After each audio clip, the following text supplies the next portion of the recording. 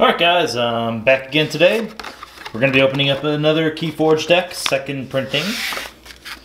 So I got to play in my first ever Chainbound event Friday night, and I won. So my deck now is power level 1, and I have 3 chains on it. So that'll be interesting to try out next Friday, see what happens, how much those 3 chains are going to affect my deck. I think it's still going to do fine, so I will report back after that happens. Today's deck is Sanctum, Logos, and Dis. The Austere Confidant Guru of Hollow Bridge. That's a little bit a complicated long name. I'm sure there's someone out there that would like it. And let's see what we find today.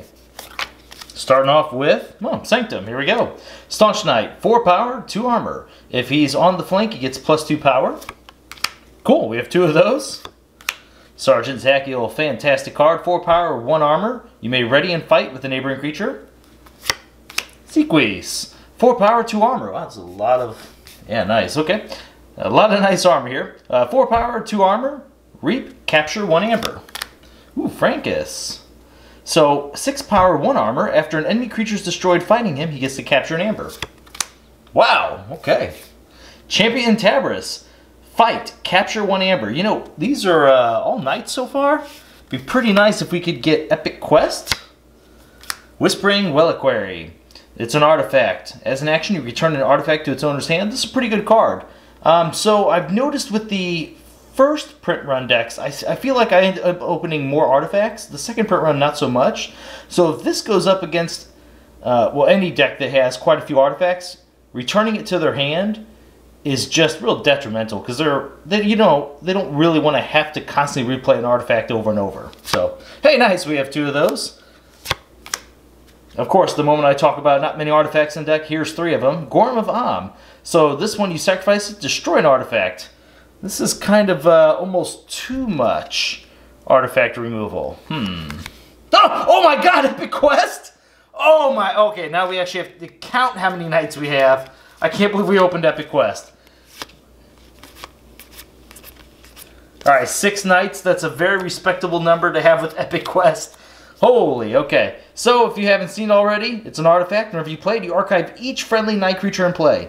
Omni Effect. If you have played 7 or more Sanctum cards this turn, you sacrifice Epic Quest and forge a key at no cost. It's a free key.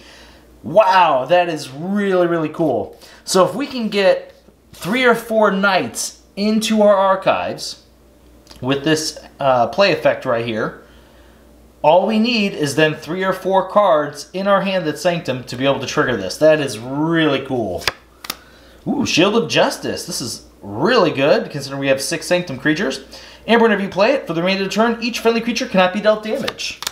Blinding Light. Amber, whenever you play it, choose a house. Stun each creature of that house. Wow, that Sanctum, look at that card. That Sanctum is really good. Epic Quest is usually pretty gimmicky, but with 6 knights, that's pretty solid. And you know what? Now that I see this card right here, how much more consistent, if you have Mother out, is that Epic Quest? How much crazier is that thing? Please give me 2 Mothers. I mean, 1 Mother alone is already fantastic in here. So it's 5 power. During your draw card step, refill your hand to 1 additional card. Of course. Too greedy. Dr. Escotera. Whenever you play it, gain 1 amber for each forged key your opponent has. 4 power. Not too big on that card. Of course, that means I open 2 of them. Oh no, 3 of them. Oh, that hurts. That hurts. Those should have easily just all been Mothers. Doc booked in. 5 power. Whenever you reach, you draw a card. Dexter. 3 power. Whenever you play, you capture an amber. Whenever it's destroyed, you put it on top of your deck. Crazy Killing Machine. What is this? It's an artifact.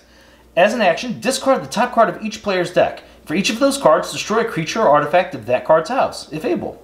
If 2 cards are not destroyed as a result of this, destroy a Crazy Killing Machine. That is an interesting little card. I don't know what to think of it. First time I've seen it. It's really dependent on what the board state is.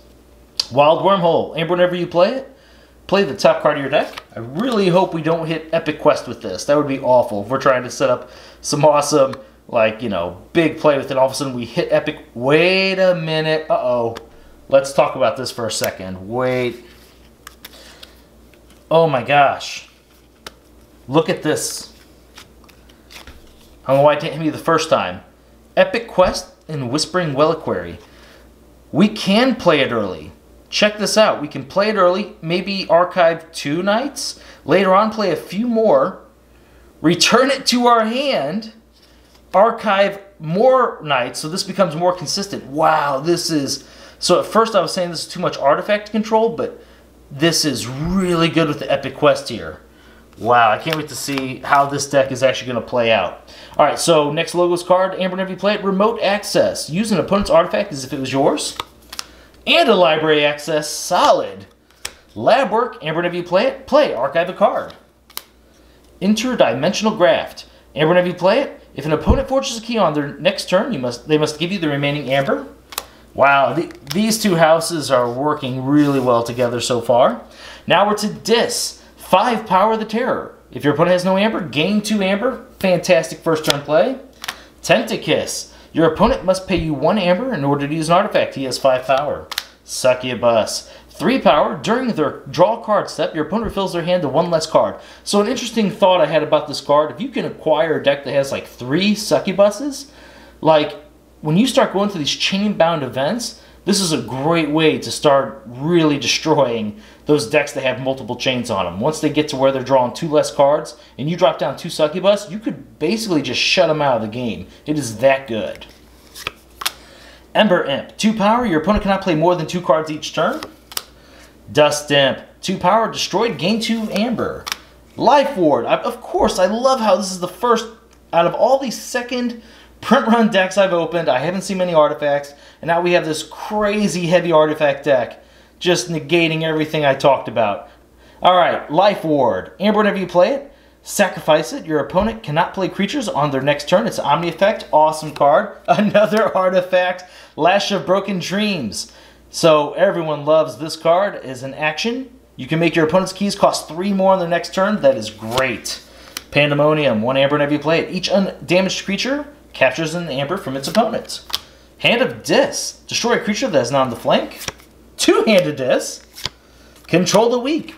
1 Amber whenever you play it. You choose a house on your opponent's identity card. They have to choose that house next turn. And what is this? A fair game. Alright, first time we've seen it. Is this a rare? Yes, it is. Play. Discard the top card of your opponent's deck and reveal their hand. You gain 1 Amber for each card of the discarded card's house revealed this way. Your opponent repeats the preceding effect on you. Interesting. Yeah, that's a two-way street there, so I'm not sure.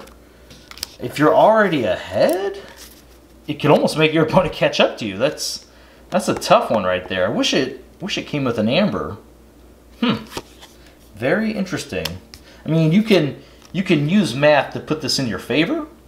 I mean, you can wait till you know there is, you have a hand chock full of very low odds of your top card being that. So let's say you have, 5 discards in your hand, and there's 3 or 4 already in your discard pile, and you got a decent sized deck of other cards. I mean, you can make it to where at least the odds of them hitting, or even if you have a hand of say 2, 2, and 2, well, then you're basically giving them 2 Amber. I don't know. It's a very weird card to try and evaluate for sure.